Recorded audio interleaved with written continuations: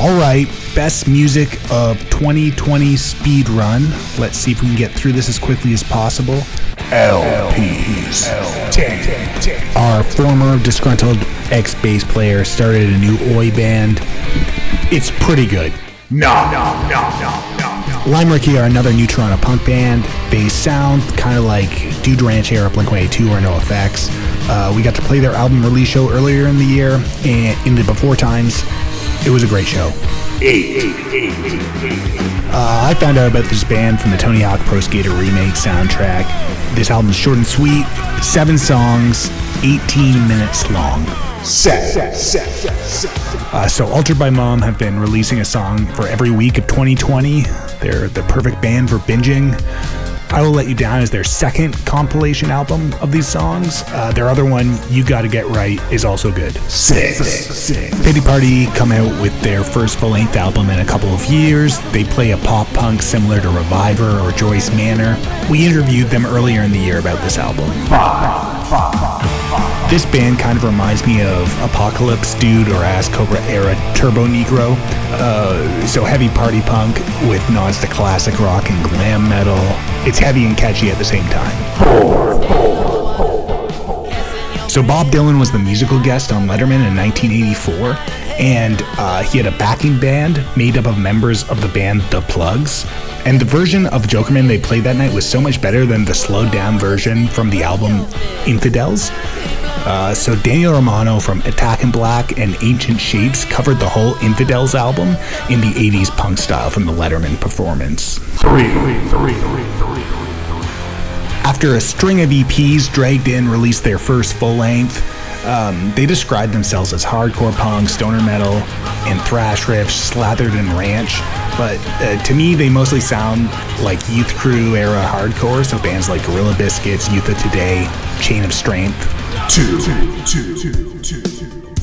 Hank Von Hell, the singer of Turbo Negro, makes his own version of a pop album. It's his second solo album. It has elements of Michael Jackson's Thriller, Ghost, and ABBA, but with the sleaziness of Turbo Negro. I like it a lot. I don't know why. The Lawrence Arms, 20 years deep into their career, dropped their third or maybe fourth best album in 2020. Skeleton Coast sees Chris and Brendan splitting up their songs, similar to Greatest Story Ever Told, each getting to sing about half the album.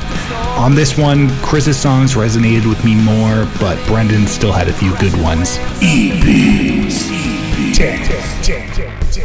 Yeah, I'm not sure how I found out about this band.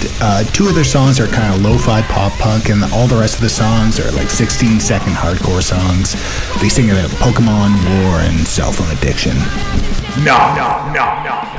The Chats put out a 2-song, 7-inch EP with one side being an AC/DC cover and the other side being a song about AC/DC. Gaijin Smash are a synth punk band from Japanada. Their first EP came out this year in 2020. An exciting new band. High Low are a 90s style alternative rock band from England. They put out 5 EPs in 2020. All of them are good, I just like this one best. Psychotic Scum are an LA County punk band that plays D-beat style hardcore. We interviewed them earlier in the year about this EP. So this is a solo EP from Jesse Fellows, formerly of Trout and Shared Arms. Some of the songs on this sound kind of like those bands, and a few of the other ones are a bit quieter. So this EP is mostly made up of leftovers from Morbid stuff, but I kind of prefer it to Morbid stuff. Not sure why. Shiva is a hardcore band with a strong melodic element to their sound. It's kind of hard to pin down exactly, but it kind of reminds me of the 90s Krishnacore bands like Shelter. Green Day revived their dark synth power pop side project, which I like better than Green Day. I don't really like Green Day. It's a bunch of funny songs about flat earth, fentanyl, and Ivanka Trump being a Nazi.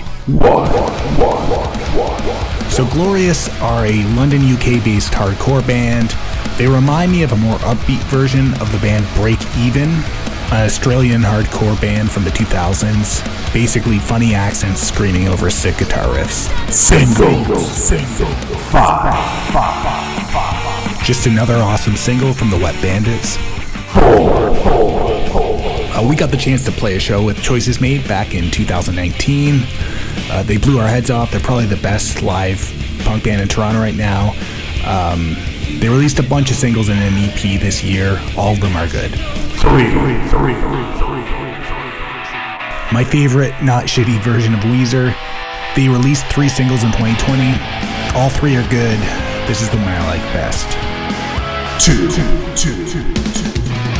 Avenues are a really good pop punk band that hasn't released anything in a long time, and I was just happy to hear a new song from them. 1. Pink Shift are one of the most exciting new bands out now. They sound kind of like an untheatrical version of My Chemical Romance, like without any Jack Skeleton aesthetic. They released a bunch of singles in 2020, but I'm telling my therapist On You is the best one. Honorable mentions.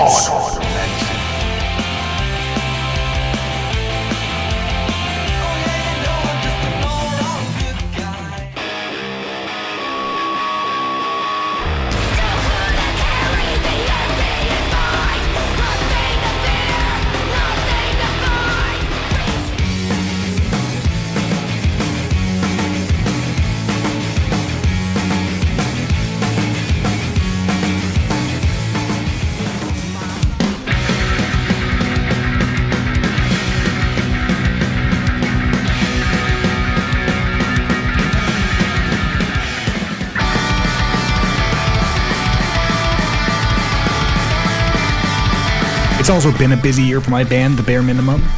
We put out 3 singles, 1 documentary. We did 20 band interviews on our YouTube channel. We also didn't get sued by any of the other bands called The Bare Minimum.